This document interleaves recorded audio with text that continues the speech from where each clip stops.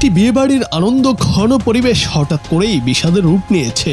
খাবারের টেবিলে বসা নিয়ে বরপক্ষ ও কনেপক্ষের মধ্যে কথা কাটাকাটি থেকে শুরু হওয়া এক অনাকাঙ্ক্ষিত ঘটনায় উৎসবের আমেজ নষ্ট হয়ে গেছে।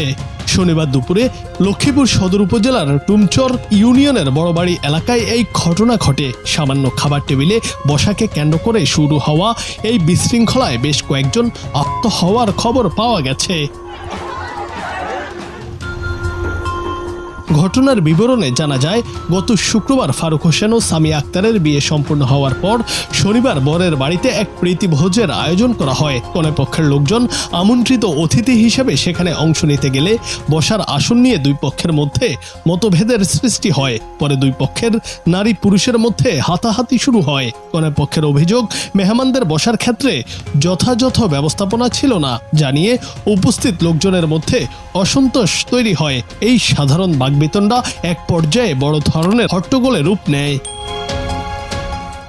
বিশৃঙ্খলা চলাকালে বেশ কয়েকজন ব্যক্তি আঘাতপ্রাপ্ত হন এবং পার্কিংয়ে থাকা একটি মাইক্রোবাস ক্ষতিগ্রস্ত হয়। আহতদের মধ্যে ইব্রাহিম খলিল, মোহাম্মদ অনিক ও মেহেদি হাসান সহ 6 জনকে উদ্ধার করে দ্রুত হাসপাতালে নিয়ে যাওয়া হয়। সেখানে তারা প্রয়োজনীয় চিকিৎসা গ্রহণ করেছেন। ঘটনার পর উভয় পক্ষ একে অপরের উপর দায় চাপালেও স্থানীয়রা এই ঘটনাকে অত্যন্ত দুঃখজনক হিসেবে দেখছেন। খবর পেয়ে সদর থানা পুলিশ দ্রুত ঘটনাস্থলে পৌঁছায় এবং পরিস্থিতি নিয়ন্ত্রণে আনে। পুলিশ জানায়, তারা হাসপাতাল ও ঘটনাস্থল উভয় জায়গা পরিদর্শন করেছেন এবং দুই পক্ষের সঙ্গেই কথা বলেছেন। বিষয়টি নিয়ে তদন্ত চলছে এবং কোনো পক্ষ থেকে আনুষ্ঠানিক অভিযোগ দায়ের করা হলে প্রয়োজনীয় আইনি ব্যবস্থা গ্রহণ করা হবে। জুনায়েদ আহমেদ, বাংলা টিভি।